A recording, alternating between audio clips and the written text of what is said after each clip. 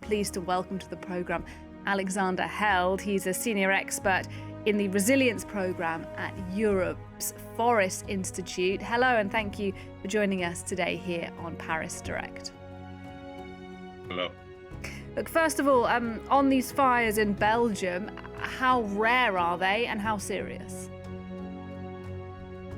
Well, it's the biggest fire on record and it's burning in peatland. So it is a very significant incident. It is, of course, opening the window for the future for us to see what we can expect. And it's also showing if we don't manage peatland like it should be managed, then we have situations like now, 6-7 meters deep of dry peat, which means the rain that we see coming in now won't help for putting out these fires that made their way into the ground. Yeah, and you talked about this sort of giving us a window into what we may expect in the years to come. We've had fires, of course, not just in Belgium, but across Europe over the past couple of months. I mean, Wales, for example, in the United Kingdom, a place that is famous for being rather wet, also engulfed in flames in some areas this week. Is this then the new normal for Europe, and we just sort of need to get used to extreme weather and therefore fires?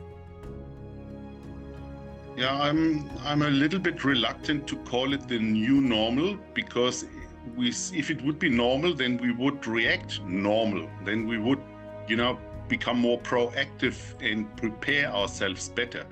So it is surely in the sense the new normal that it will come again. Maybe not next year, but maybe the year after. And if not, then we see the frequency of these extreme droughts with the fires coming in relatively high frequency now. So yes, in that sense, it's the new normal, but we don't treat it as the new normal. So we still call the weather situation and the fires unprecedented and surprising and unexpected in a way, which is not if we really call it the new normal. It shouldn't be. And when you say, there is a lack of preparedness for this, are you thinking of governments or are you thinking of individual members of the public? Everything. It starts basically with you and me, or with the individual citizen that has to morph a little bit more into a responsible citizen that is contributing what the citizen can contribute in terms of increasing his house, his community's resilience, and not, this attitude of sitting back and relying on fire service and government agencies to deliver full protection. So we need everything from the individual to the community, to the wildland urban interface, to the authorities and the governments. So governments and policies should provide a more stable, more long-term, more sustainable, better funded framework for this integrated risk management. And then the different levels need to do their homework. Big problem is at the moment, different agencies, different landowners, different communities, sometimes affected by tourism, some are under nature protection, some are more agricultural, some are more forestry. Who's doing what? So we need an overarching strategy that is bridging this and closing this fragmentation, and that is formulating a very clear objective for the next 20, 30 years, so that everybody knows what homework to do and in what direction. Yeah, because certainly for the moment, at least I, as a member of the public, if I was in an area impacted by forest fires, I'm not sure I would know what to do. You're saying that we can't rely on firefighters to help us in every context. Why is that? Why can't I say, well, actually, I'm trusting the experts here? Yeah, let's look at the situation we had a few days ago in Wales, and also what we see now in Germany 2 days ago, and what we currently see still in Belgium. Once wildfires or bushfires leave the wildland, which is not really wild, but leave the forest as it is and is affecting infrastructure, then we have incidents within incidents, and then we have evacuations, and then we have new tasks for the firefighters that are actually already reaching their limits in fighting the bushfire. Now we need to withdraw and assign resources to protect houses.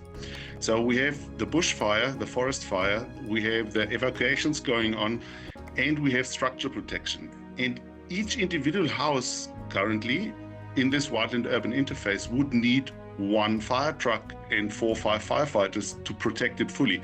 So you see by the sheer scale of it, this won't work. And it can only work if the houses, if the wildland-urban interface, if these settlements and infrastructures are better prepared. We call this fire-wise or fire-smart landscaping.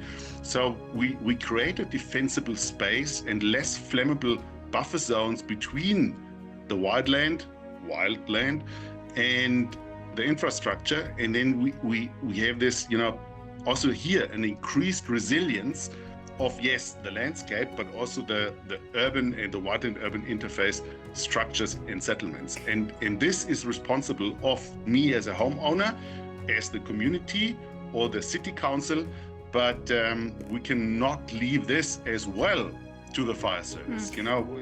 We have this attitude to shift a lot of responsibility to the responders. Landscaping and prevention is not the mandate of the fire service. This is our task. Yeah.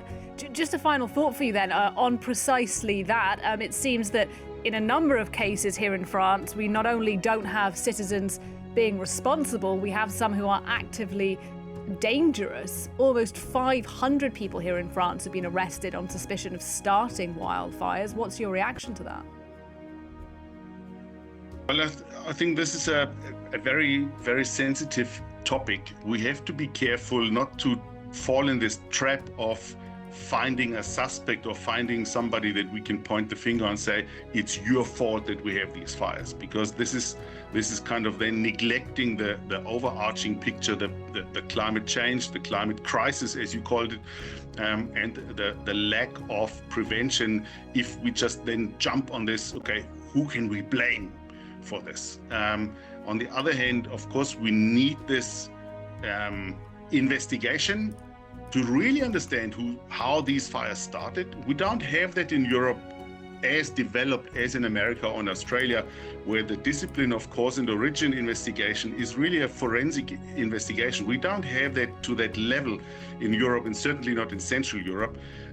So I'm very careful to say all these people that are under arrest now or suspicious to have started fires are really the cause of the fire. This needs a lot more thorough investigation and very sensitive approach to really understand how these fires start. This is very important information. All right.